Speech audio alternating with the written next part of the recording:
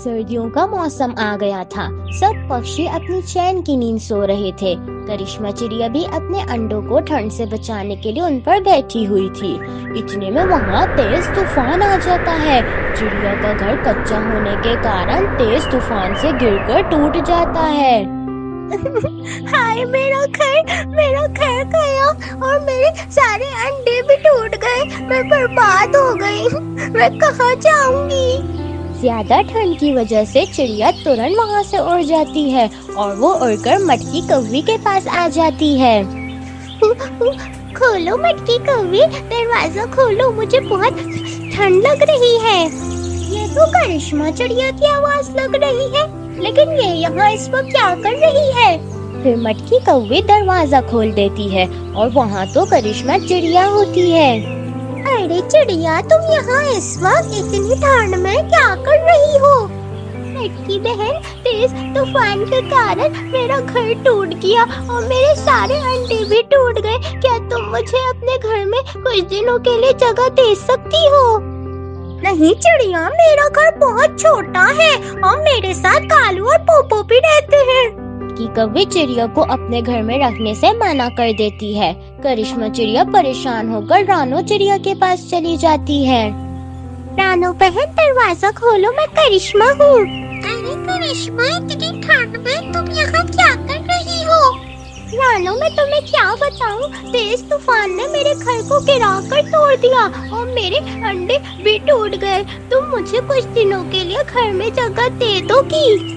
करिश्मा बहन, मैं तुम्हारा दुख समझ सकती हूँ, लेकिन मेरा घर तो मौसी पहले ही अपने बच्चों के साथ आई हुई है। मेरा घर तो बच्चों से भरा हुआ है। मेरे पास तो बिल्कुल भी जगह नहीं है। वो रानो चिड़िया की बात सुनकर दुखी हो जाती है और वहाँ से चली जाती है। अब मैं कहाँ जाऊँगी, किसके पास जाऊँ? मेरे को तो कोई भी अपने घर में जगह नहीं दे रहा।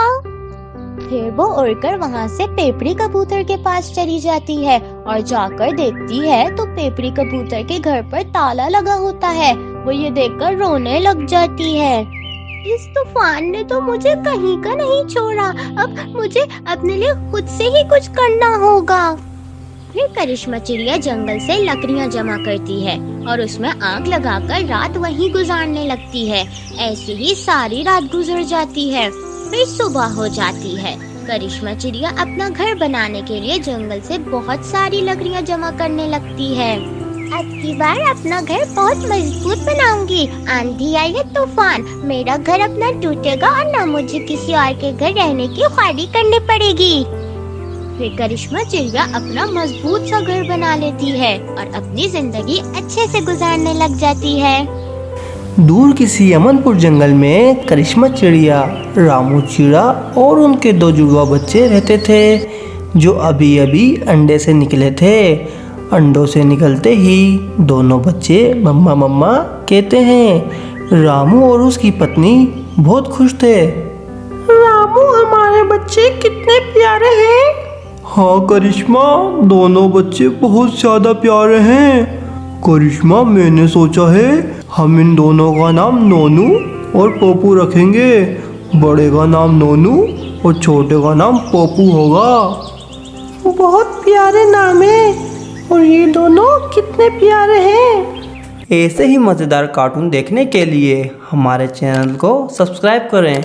Please like, comment and share. क्यों ना प्यारे होते, मेरे बच्चे हैं मेरे। आहिस्ता आहिस्ता दिन गुजर रहे थे।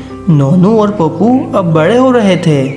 चलो बेटा, अब मैं तुम दोनों को उड़ना सिखाता हूँ। नोनू और पप्पू को उड़ने का बहुत शौक था, मगर दोनों को ऊंचाई से बहुत डर लगता था। आजो बच्चों, तुम्हें कुछ नहीं होगा, हम तुम्हारे साथ हैं। तुम लोगों को बहादुर बनना होगा। चलो आओ बच्चों, हम सब एक साथ उड़ते हैं। फिर करिश्मा और उसके बच्चे एक साथ उड़ने लगते हैं। अरे वाह, मेरे बच्चे उड़ रहे हैं। हाँ मम्मा, हमें बहुत मजा आ रहा है, हमने उड़ना सीख लिया। मेरे बच्चे आराम से, ज्यादा दूर मत जाना। दोनों बच्चे अपने मम्मा पापा के साथ उड़ते हैं। अगले दिन करिश्मा चिड़िया नदी पर पानी पीने जा रही होती है कि रास्ते में उसे कबूतर मिलता है और वो करिश्मा चिड़िया से कहता है, करिश्मा, तुम्हें पता है जंगल में सब पक्षियों के बच्चों का उड़ने का मुकाबला हो रहा है, तो तुम भी अपने बच्चों को इस मुकाबले में ज़रूर हिस्सा दिलाना। जी कबूतर भैया, मैं अपने बच्चों को इस मुकाबले में ज़रूर हिस्सा दिलाऊंगी। फिर करिश्मा चिड़िया घर जाकर रामू चिड़े को इस मुकाबले के बारे में बताती है। रामू चिड़ा करिश्मा की बात सुनकर बोलता है, ऐसे ही मज़ेदार कार्टून देखने के लिए हमारे चैनल को सब्सक्राइब करें। Please like, comment and share. हाँ करिश्मा चिड़िया, ठीक है, हम अपने बच्चों को इस मुकाबले के लिए तैयार करते हैं। बेटा, आप दोनों जानते हो सब पक्षियों में उड़ने का मुकाबला हो रहा है। वाह, सच में बहुत मज़ा आएगा। पापा, मुकाबला वो भी उड़ने का?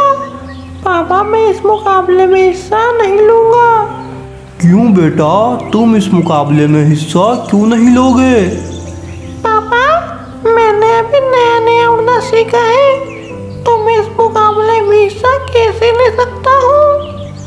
अगर मैं उड़ते हुए गिर गया तो मेरी तो चोट लग जाएगी। नहीं बेटा, डरो मत, तुम्हें कुछ नहीं होगा।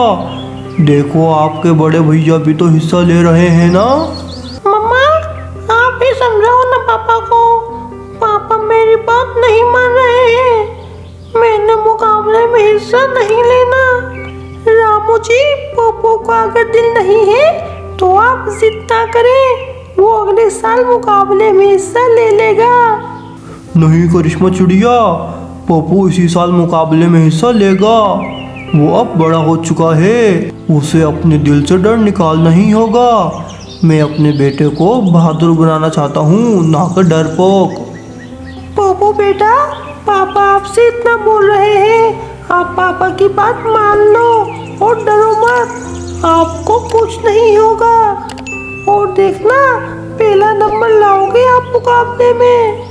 अरे पोपो, मामा पापा इतना बोल रहे हैं तो मान लो इनकी बात। मैं भी तो मुकाबले में हिस्सा ले रहा हूँ, तो तुम्हें इतना डर क्यों लग रहा है?